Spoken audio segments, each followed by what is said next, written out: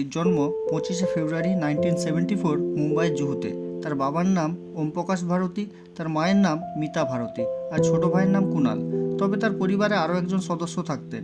সে তার বাবার আগের সংসারের মেয়ের নাম ছিল তার পুনম। দিব্যা ছোটবেলা থেকে অনেক সুন্দরী এবং চুলবুলি ছিলেন। দিওয়ানা, 16 শবনম রঙের মতো সুপারহিট ফিল্ম দিয়ে অল্প সময়ে দিব্যা মানুষের মনে জায়গা করে নেন। দিব্যার মৃত্যু আজও সবার কাছে রহস্য হয়ে রয়ে গেছে। দিব্যার মৃত্যুর জন্য দায়ী অনেকে তার স্বামী সাজিদ নাডিয়াডওয়ালার উপরে তোলে। দিব্যা সাজিদকে প্রথম দেখাতেই ভালোবেসে ফেলে এবং তারা পরে বিয়েও করে নেয়।